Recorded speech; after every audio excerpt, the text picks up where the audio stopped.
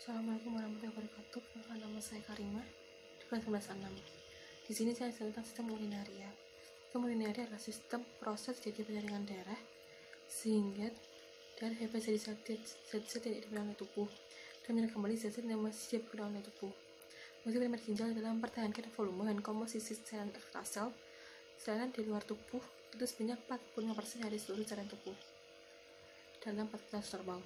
Tujuannya adalah mempertahankan keseimbangan internal tubuh atau homeostatis. Sistem urinaria terdiri atas yang pertama ginjal, berfungsi dengan sekret atau senyawa oleh kelenjar berupa urin. Yang kedua ureter, mengeluarkan urin dari ginjal ke kantong kemih. Kantong kemih berfungsi sebagai penampung urin. Yang ketiga ureter, berfungsi mengeluarkan urin dari kantong kemih. Bagian-bagian ginjal yang pertama adalah korteks. Korteks adalah bagian luar dari ginjal. Yang kedua medula atau bagian dalam ginjal. Yang ketiga piramid.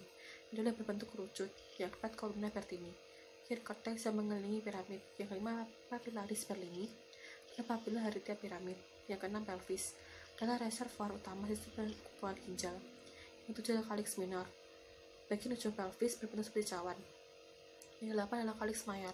Adalah kumpulan dari beberapa calyx minor.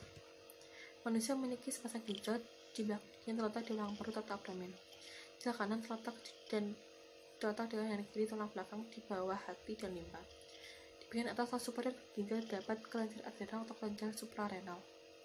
Ginjal bersifat retroperitoneal yang terletak di belakang peritoneum yang melapisi rongga abdomen.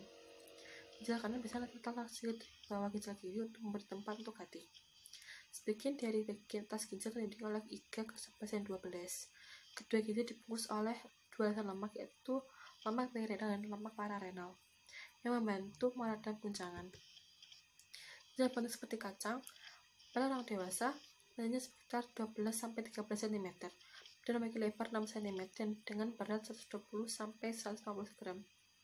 Permukaan atas dan bawah serta pinggir korteks ginjal berbentuk konveks, sedangkan pinggir medialnya berbentuk konkav. Karena adanya hilus adalah tempat arteri pulmonalis, vena, bronkus, dan saluran limfa masuk dalam paru-paru.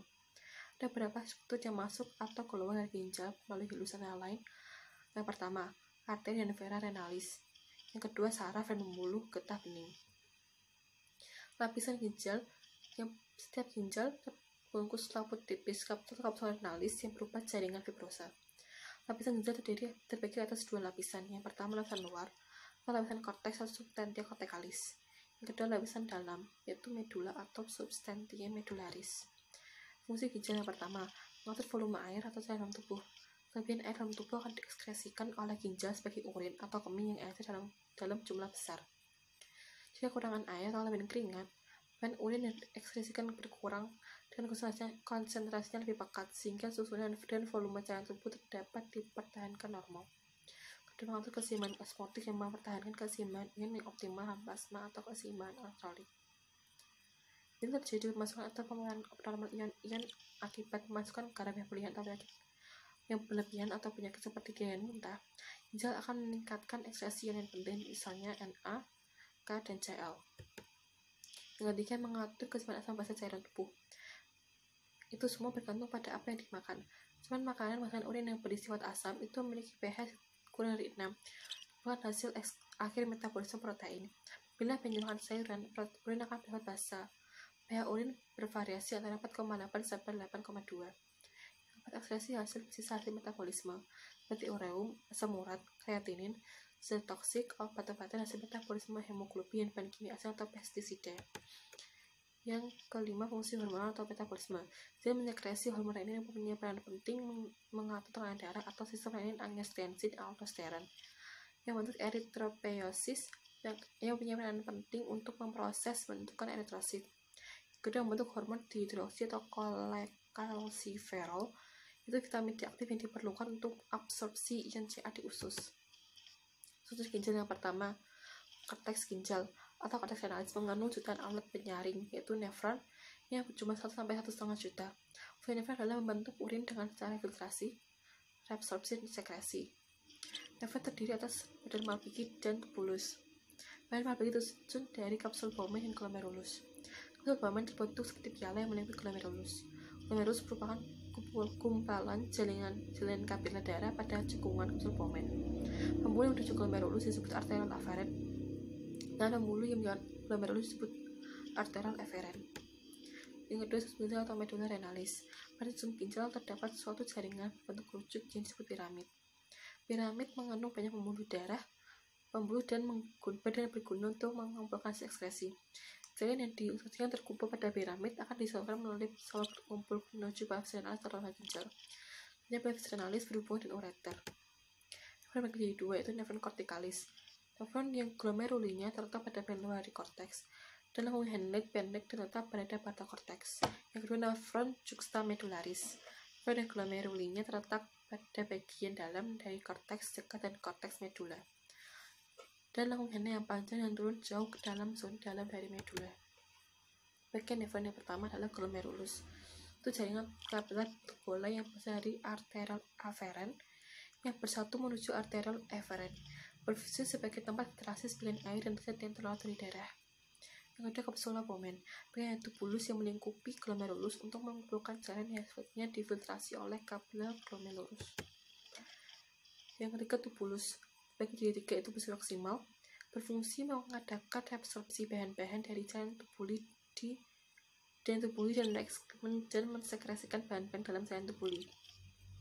Yang kedua, lengkung Henle. Lengkung Henle berbentuk lengkungan tajam berbentuk U terdiri dari pars descendens, itu bagian yang menurut dan terbenam dari korteks ke medulla, dan pars ascendens, itu bagian naik kembali ke korteks. Bagian bawah dan dari lengkung Henle punya dinding yang sangat tipis, sehingga disebut segmen tipis, sedangkan bagian di atas yang lebih tebal disebut segmen tebal. Lengkung Henle berfungsi sebagai reabsorpsi bahan-bahan di cairan tubulus dan sekresi bahan-bahan ke dalam cairan tubulus. Bagian tubulus distal berfungsi dalam sekresi atau augmentasi zat-zat tertentu. Bagian eferen keempat adalah ductus pengumpul, ductus correctivus, berfungsi menerima cairan dari eferen berlainan. Ductus pengumpul terbenam ke dalam medulla untuk mengosongkan cairan isinya atau dalam pelvis ginjal. Yang kedua, ureter, tabung atau saluran yang berhubungan ginjal dengan kandung kemih. Ureter merupakan lanjutan pelvis renal menuju distal dan bermuara pada vesika urinaria. Panjangnya sekitar 25-30 cm. Persarafan ureter adalah plexus hypogastricus inferior melalui neuron simpatis. Jadi dari dua bagian, yaitu pars abdominalis berada di dalam rongga abdomen dan pars pelvina dalam rongga pelvis. Lapisan ureter terdiri atas dua lapisan. Yang pertama, lapisan luar yang terbentuk dari jaringan ikat atau fibrosa, dan lapisan dalam yang terbentuk dari otot polos. Lapisan dinding ureter terjadi gerakan peristaltik setiap 5 menit sekali yang mendorong urin melalui ureter. Yang ketiga, vesika urinaria, juga berada atau kandung kemih. Kantung rongga yang dapat direnggangkan dan volumenya dapat disesuaikan dengan mengubah status kontraktil atau spastik di dindingnya. Punya fungsi sebagai reservoir urin yang dapat menampung 200 sampai 400 cc. Vesika urinaria punya tiga bagian. Yang pertama, apex, dihubungkan ke kanal oleh urachus dan sisa kantung allantois sampai ke umbilikus atau besar. Yang kedua, corpus. Yang ketiga, fundus. Vesika urinaria dipersarafi oleh saraf otonom atau tak sadar.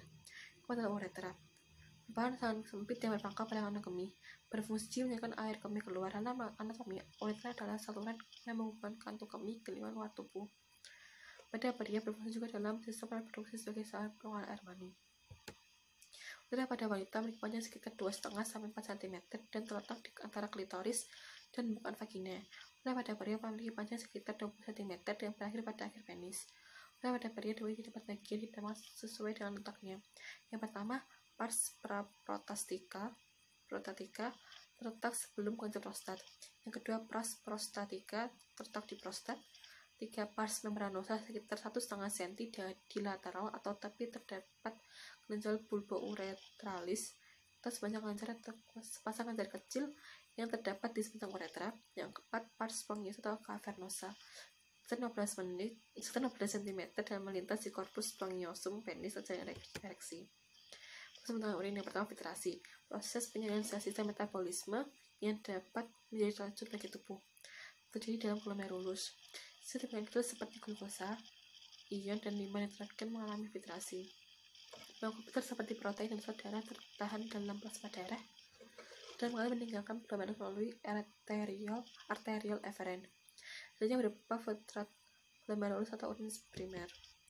Proses filtrasi dalam glomerulus dipengaruhi oleh faktor-faktor yaitu osmotik, tekanan didorong oleh air sebagai pelarut pada membran semi permeabel membran atau membran yang memungkinkan ion atau molekul melewatinya. Kedua, pori-pori dalam kapasitas glomerulus membuat membran semi permeabel memungkinkan untuk melewati molekul yang lebih kecil dari air tetapi mencegah molekul yang besar, misalnya protein dan plasma. Kedua, reabsorpsi merupakan proses penyerapan filtrat glomerulus yang mengandung zat yang berguna bagi tubuh. Beberapa zat yang diserap kembali oleh tubuh antara lain glukosa, garam-garam, ion-ion anorganik, dan asam amino. Reabsorpsi terjadi di dalam tubulus contortus proximal, hasilnya berupa filtrat tubulus atau urin sekunder. Ketiga, sekresi atau augmentasi. Proses pengolahan zat sisa sudah tidak diperlukan oleh tubuh lagi. Pembuluh darah melepaskan zat yang tidak berguna seperti ion H, kaya NH3 atau amonia dalam urin sekunder pada tubulus contortus distal dan dialirkan ke tubulus contortus collectivus dan berakhir di saluran pengumpul. Di saluran pengumpul berlangsung penyerapan H2O sehingga terbentuk urin sesungguhnya yang akan disalurkan ke rongga ginjal, lalu ke ureter, lalu disimpan di kantung kemih untuk sementara. Setelah kantung kemih penuh, urin disalurkan melalui uretra.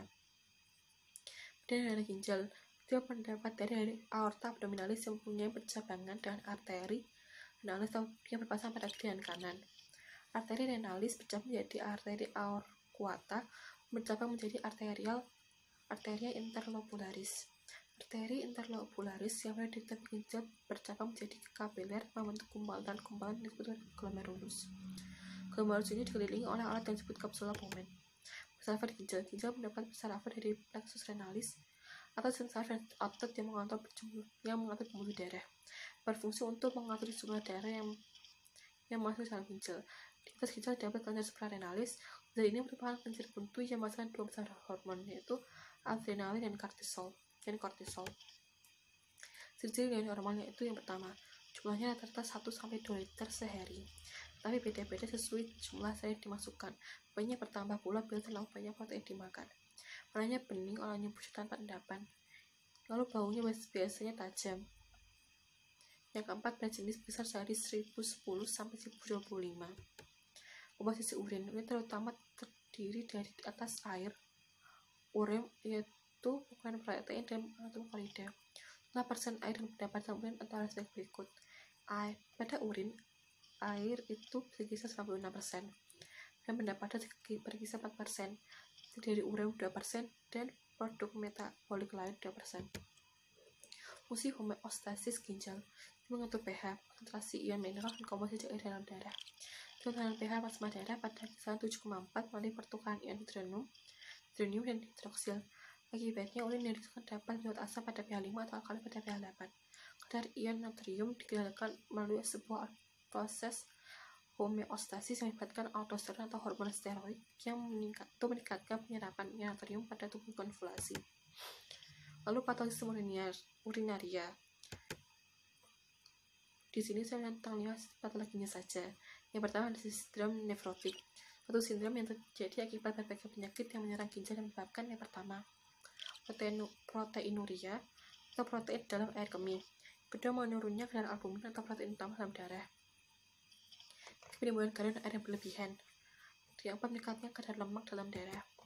Ketiga, nefritis. Dengan peradangan ginjal ditandai dengan hematuria atau dalam air kemih, proteinuria protein dalam air kemih, dan fungsi ginjal yang bergantung pada kode jenis, lokasi, dan baratnya reaksi kekebalan. Yang ketiga, gagal ginjal atau renal failure. Penyakit di mana fungsi organ ginjal mengalami penurunan.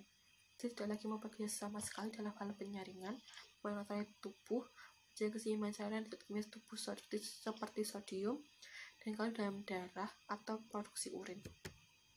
Jadi dengan ginjal yang pertama, kepala pusing dan sulit berkonsentrasi, kesehatan yang berlebihan, disebut withdrawal dan kering, tubuh merasa kedinginan, sesak nafas, sakit darah pinggang, dan sedikit atau kencing merah atau kencing darah, kelainan urin seperti proteinuria, hematuria, dan bakteri. Yang selanjutnya adalah pyelonefritis, infeksi bakteri pada salah satu atau kedua ginjal yang paling sering disebabkan oleh Escherichia coli. Gejala biasanya timbul saat tiba-tiba berupa demam, menggigil, nyeri di bagian bawah, mual dan muntah. Bisa jadi misalnya di salah satu atau kedua ginjal. Yang selanjutnya adalah batu ginjal.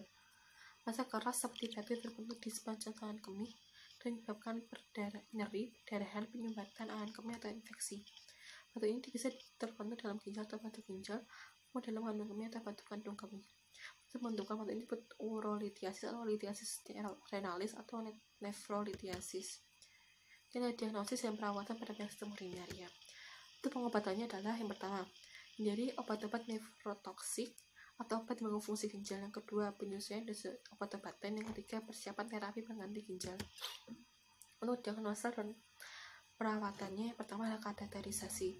Telah masukkan tabung ke tubuh seperti melalui uretra ke kandung kemih untuk mengeluarkan urin. Kedua, citoskop.